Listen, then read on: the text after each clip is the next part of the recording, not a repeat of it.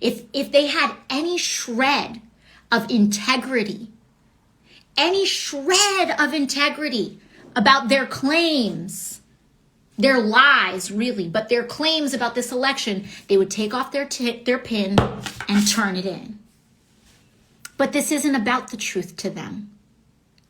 This is about if they want to be president in 2024. Let me give you a sneak peek. You will never be president. Because you're Canadian. I can get wrecked, Canada.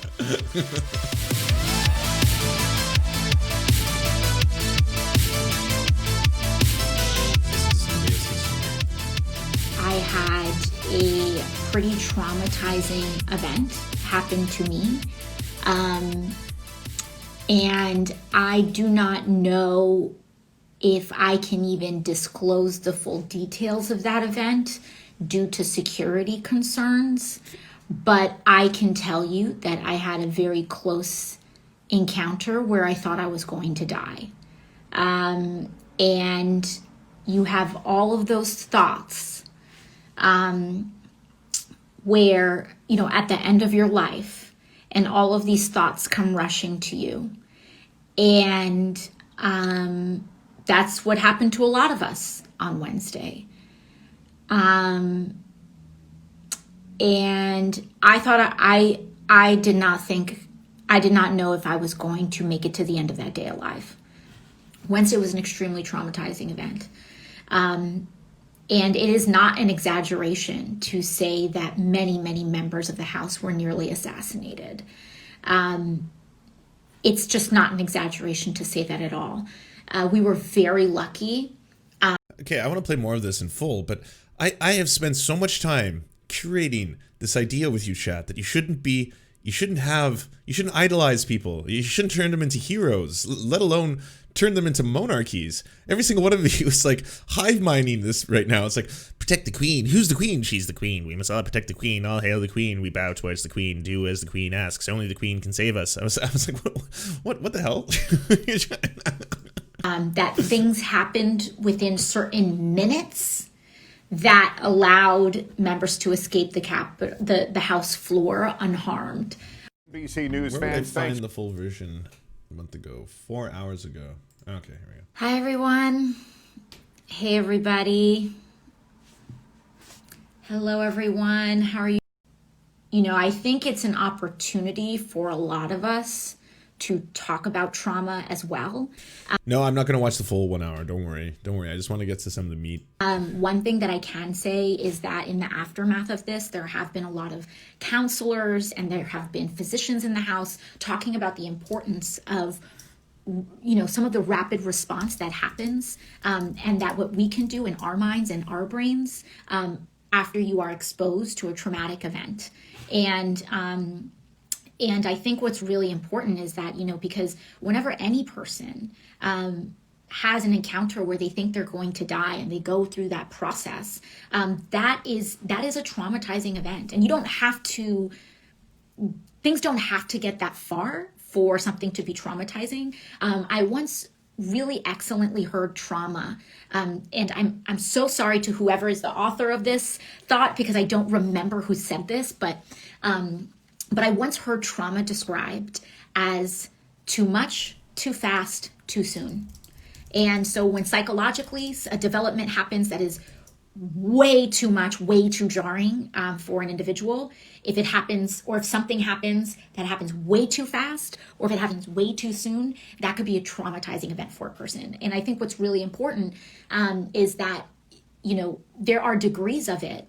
But for a lot of people, whether you are a service member who served in our armed forces abroad, whether you are a person that maybe experienced domestic violence, any traumatizing event at all Wednesday's events could have been very triggering for you too.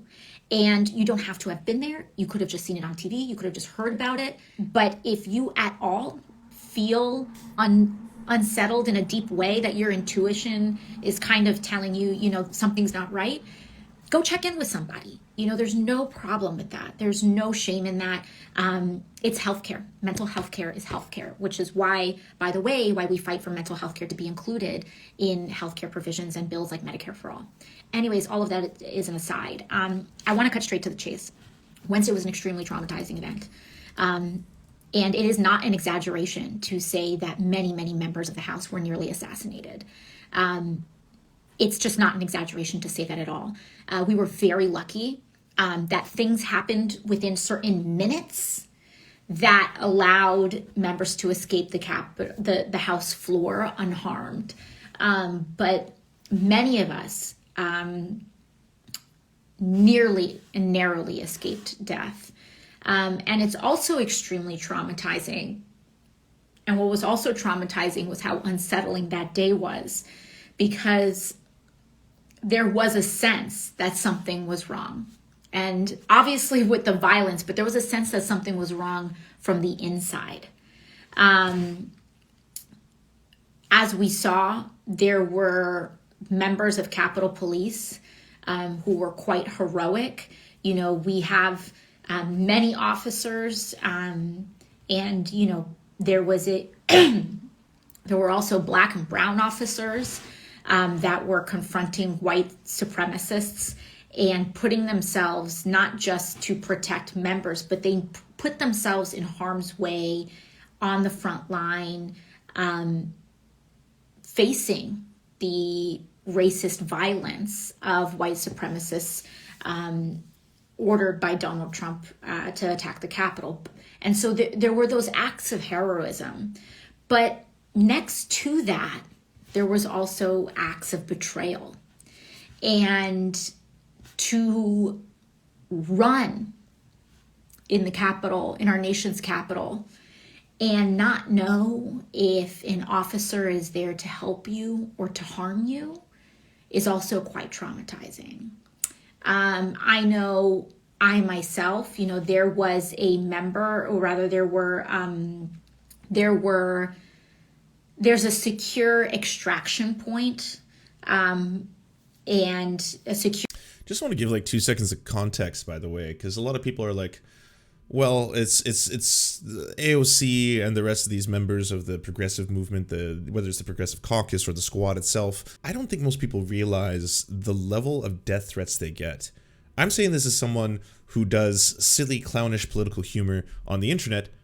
I get a lot of death threats. I get them through email, I get them through Twitter. This isn't about a pity party. I'm just saying that's the reality of just being a figure on the left or being a progressive figure, what have you, and just making commentary on a daily basis, exposing yourself to lots of people. As more people know who you are, more people are angry at what you say, more people then want to, say, give you death threats or attack you, either to try and dissuade you from continuing to do what you're doing, which is usually to try and silence you, right? It's a form of censoring, if you will, and or to make you scared because they feel that this is an ideological battle in which the two of you are fighting back and forth.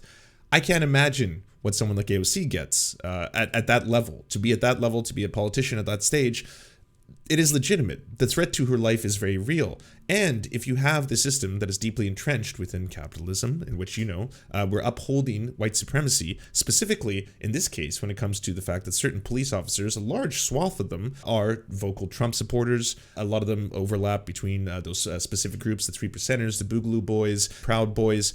There would be a genuine concern in a moment like that where you do fear for your life and you have to wonder who is a friend and who's a foe.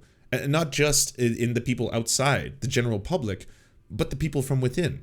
That is a far more horrifying reality to even contemplate than the idea of being, say, perhaps held kidnapped at that very moment, right? Are those my enemies or are the people surrounding me also? Your room that you may have heard a lot of people, members give interviews from. They say, I'm in a secure location, I'm in a secure location.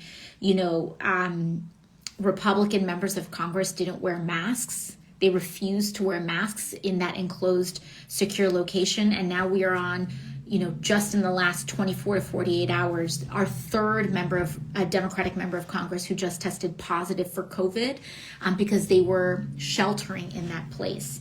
I myself did not even feel safe going to that extraction point because there were QAnon and white supremacist sympathizers and frankly white supremacist members of Congress in that extraction point who I know and who I had felt would disclose my location and allow me to who would create opportunities to allow me to be hurt, kidnapped, etc. And so I didn't even feel safe around other members of Congress. And to be... Like, what does that tell you? What does that tell you about how far things have gotten?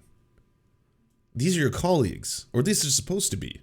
And I know that we live in these partisan times. There's this great divide, the right, the left. Not just that, there's a divide within the party itself, within the Democrats. There's the neoliberals, there's the centrists, there's those of the old guard, those of the new guard. There's the pundits on the one side. I mean, you get it from all sides now. You get attacked by people in the public sphere as well. Why aren't you doing what I want? Why haven't you done this? Why haven't you done X? Why aren't we forcing the vote, etc.? But then when you're standing there amongst your colleagues and your peers, and then everyone is collectively worried for their lives, you're then ushered into a safe location away from this violent mob that is trying to hurt and some of them trying to kill members of Congress. And then all of a sudden you're worried about who amongst them is a potential enemy. How many people here have been screaming that the election was stolen? How many people here have said that this is my fellow colleague is a bitch? My fellow colleague doesn't deserve to be in office, things like that nature. That would be that extra layer. You would just never feel safe. It's almost like being in a war zone. Kind of fending for yourself in that way is traumatizing. And frankly, I know for a lot of you, I don't even have to describe it because you've been through it in school lockdowns and you've been through it in false alarms, or if, God forbid, some of you have been through that I hope and I pray that none of you have ever been in a shooting, but if you have been in a shooting, you know what that feels like. And it is no joke, it's no joke. And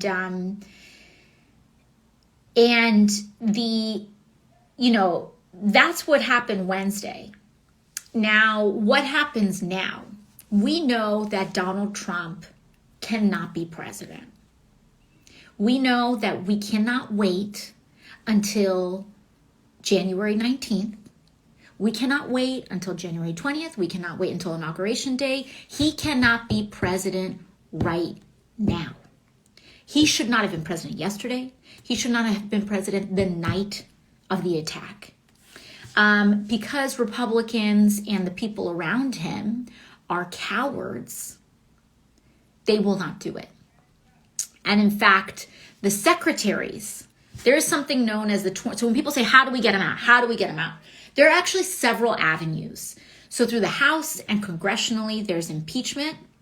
Through the president, through the president's cabinet and the vice president, there's the 25th Amendment. And what the 25th Amendment allows is Eric Vulgaris. Wow. Someone on Twitter said it best. It's like a school shooting and half the administration says the shooter had good points.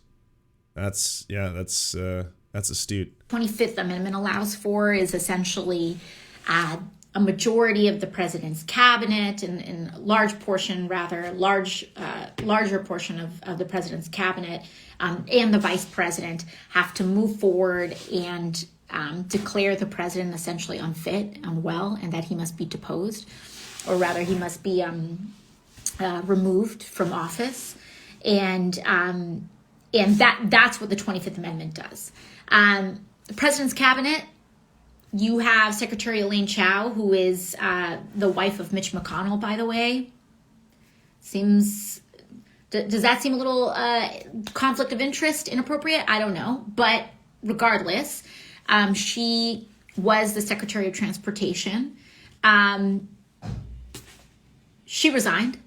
Betsy DeVos has resigned. Acting Secretary of DHS, Department of Homeland Security, has resigned.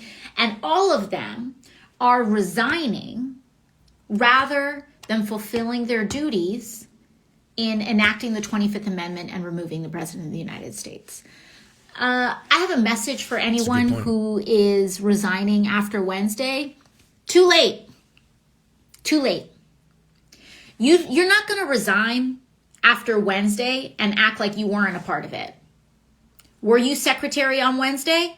Yes, you were. You were a part of it. Were you secretary every single step leading up to Wednesday? Yes, then you were a part of it. You don't get to allow for an attack that kills 5 people. And then afterwards, you say, I wasn't a part of it. Yes, you were. You were a part of it when you caged kids. You were a part of it when you repealed Title IX. You were a part of it when the president committed the first dozen number of crimes that he committed. You were a part of it when you excused the law breaking. You were a part of it. You were a part of it. You were a part of it. Those 5 people's blood is on your hands. What are you going to do? 7. And they think that resigning is going to clean that blood off their hands. It is always on them. They are forever stained with the deaths of 5 people, especially when they did not invoke the 25th Amendment to remove this president when they had the power to do so. Cowards. Cowards. Couldn't even stand up in the memory of these officers that they pretend to care about. That they pretend to care about. I don't want to hear or see the Republican Party talk about blue lives ever again. This was never about safety for them. It was always a slogan. Because if they actually cared about rule of law, they would speak up when people break the law. They would speak up.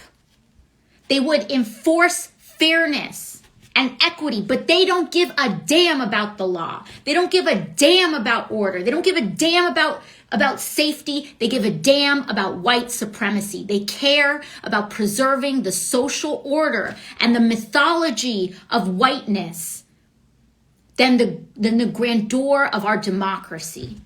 That's what they care about. They lust for power more than they care about democracy.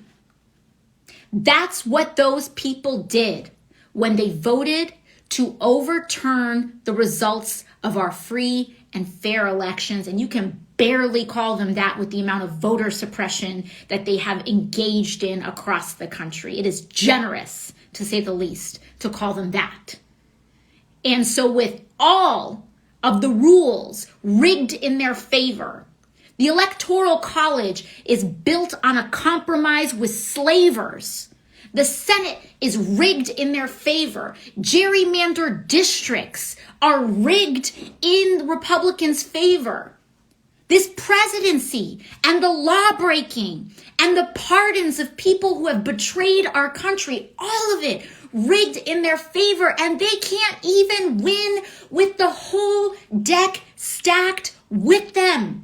They can't even win with the deck stacked in their favor. And so what they are willing to do is set a match and light our entire democracy on fire so that they can uphold the social order of white supremacy. That's what this is about. Straight up.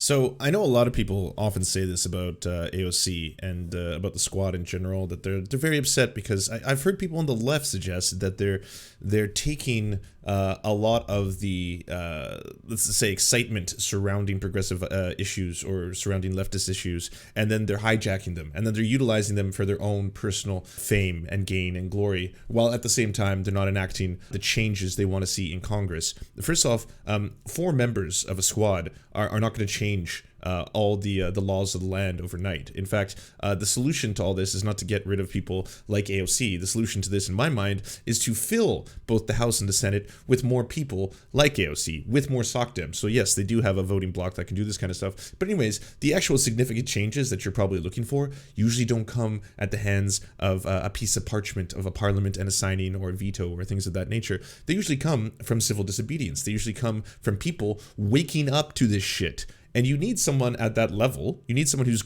risen to the level of AOC to be able to stand on an Instagram that, yes, has millions of followers, and then spread this message that tomorrow is going to pop up on MSNBC, CNN, even if it's going to be disparagingly, but still with the message coming across for the first time listening to, guess what? This happens to be about upholding white supremacy. Like, A decade ago, you would not hear that. A decade ago, you would not see that popping up then the next day on ABC. And it's like, oh yes, AOC, once again, the socialist leftist says that apparently they're trying to uphold white supremacy in Congress.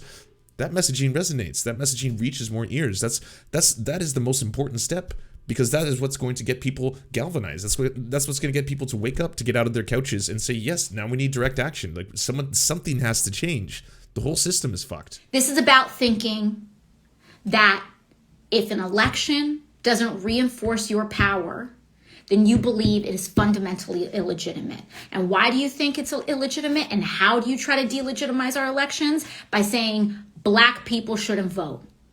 By saying Latino people shouldn't be full U.S. citizens.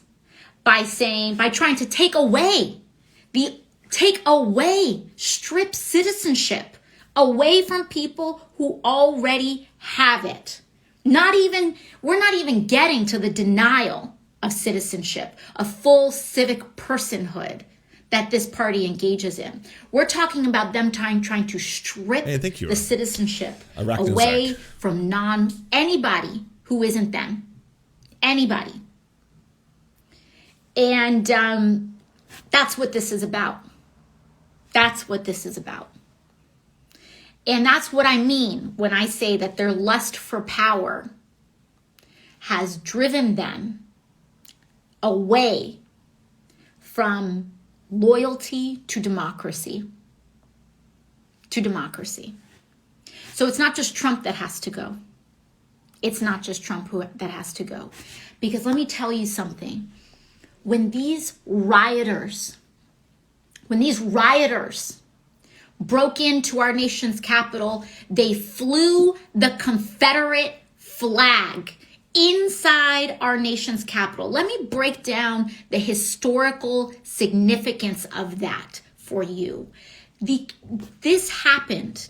They flew the Confederate flag. This is so serious and a really bad time to mention this, but I do have to bring up the fact that they also flew the Georgian flag. And I don't mean Georgia the state, I mean Georgia the country. As in, I'm pretty sure one or two people Googled Georgia and found Georgia the country, the flag, and then brought that with them. Yeah, that's a thing that happened. I'm sorry. I know. I'm going to go back to being serious. Okay, this is very serious, but let's return. For the first time in American history, in the U.S. Capitol, it didn't even make it in during the Civil War. And there were members cheering them on. Don't get it twisted. Don't let them act like they didn't. There were members who were supportive. You had a member of Congress from Colorado saying, "My people are outside." Nazis. They flew the Confederate flag when it didn't even make it in during the Civil War. And they said, "Those are my people." So let me tell you something. And let me share this with every member of Congress who voted to overturn the results of our free and fair, again, a generous assessment election, to vote to overturn the results of our election. If any member of Congress so much as stutters to say that the Confederacy were traitors to the United States, that the Confederacy is a legion of white supremacists, if you so much as stutter to say that, turn in your pin and get out. Go join them. Why don't you go join them if you are so sympathetic to them? But you have no place in the capital of the United States of America, in the citadel of democracy, if that's the trash that you believe in. Shit is good. Because we will never go back. I'll tell you that right now. We will never go back. The only way forward is a multiracial democracy that fights for the economic rights of all people and the civil rights of all people. Period. And they would rather see our country burn than to see them be shoulder to shoulder, equal to others. That is the tragedy of white supremacy. And fascism. The tragedy of white supremacy is that it is doomed to fail. It's doomed to fail. White supremacists will never, ever, ever live in a world where they will see their fantasies come true. Ever. Which is why they rely on violence. That's why they cling to violence so much, because there is no other way for them. There's no other way. Every other way is democratic and cooperative, where we all must share our genius with one another, where our society is not built on supremacy or on a politics of domination of one another. And they can't live in that world. They can't live in a world without supremacy, without domination. They can't live in a world where they can just coexist. No, they have to reign supreme. And since a white supremacist world, and since supremacy in general is a myth, it will never be true for anybody. Since supremacy is a myth, they have to resort to violence. I have to agree with that sentiment. I have for a while, ever since I was a kid and learned about the Nazis. I was like, that is inherently unsustainable. If you have an ideology that is bent on the elimination of entire races, there's always going to be people fighting up against you. Like if your entire ideology is based around the superiority of your race, as if that is going to be like the foundation, the founding principle, that you are the master race and we must subjugate everything below us, it's never going to be sustainable. Outside of being obviously wretched and horrific, but... They have to. Because there is no other way for them. But you know what? What is the result of that? Nothing. It's nihilism. It's just destruction. And then what claim will you have? That you rule over a destroyed society? That the ashes belong to you? Never. Never. And so I want to be clear to Senator Ted Cruz. You do not belong in the United States Senate. I want to be It's because he's a Canadian. No. clear to Senator Josh Hawley. You do not belong in the United States Senate. You do not belong in any democratically elected seat. No, I don't want him. We're not taking him back. When you do not believe that election was even legitimate, according to your self-serving claims. So get out. If they had any shred of integrity about their claims, their lies really, but their claims about this election, they would take off their pin and turn it in. But this isn't about the truth to them. This is about if they want to be president in 2024. Let me give you a sneak peek. You will never be president. Because you're a Canadian. I can get wrecked, Canada. You will never command the respect of this country. Ever. Ever. And you should resign. True. So should every member of Congress that voted to overturn the results of our election.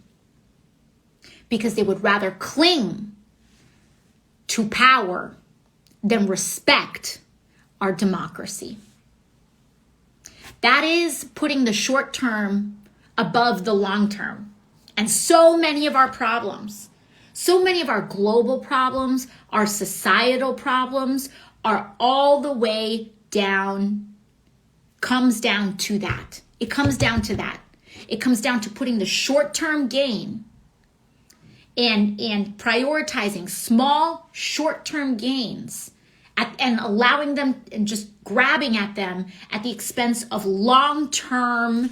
Oh yeah, that was wild. It blew my mind after the fact that everyone returned, and after that, like, did their speechwriters hide with them in the secret location? That's what I was thinking. Were they all in there with their speechwriters? All right, like, oh, how am I going to sound the most noble when we return? Because every single one of them was like, all right, yeah, no, hold on, I got my milk carton, going to put that down, stand on, got my podium, and it's like, this was one of the most shocking days in American history.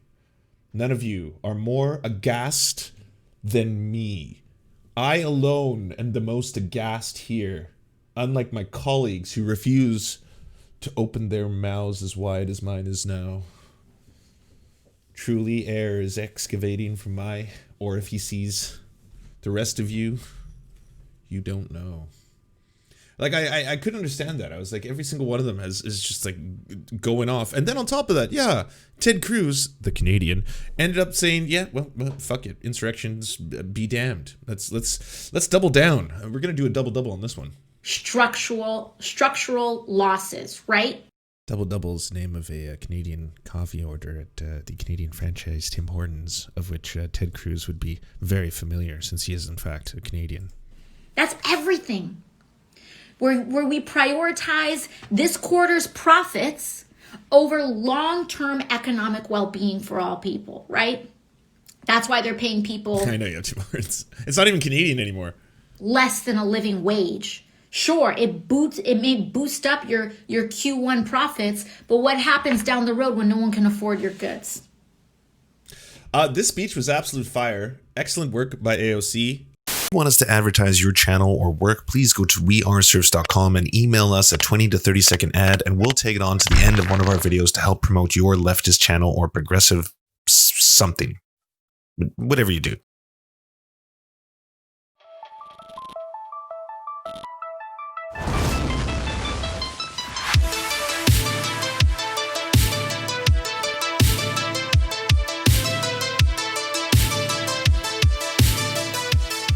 To our gods, I'm Raph, Xander Corvus, and Schlatsky, we shall build golden idols in your honor. To our monarch, Tom Spiker, you have our undying fealty.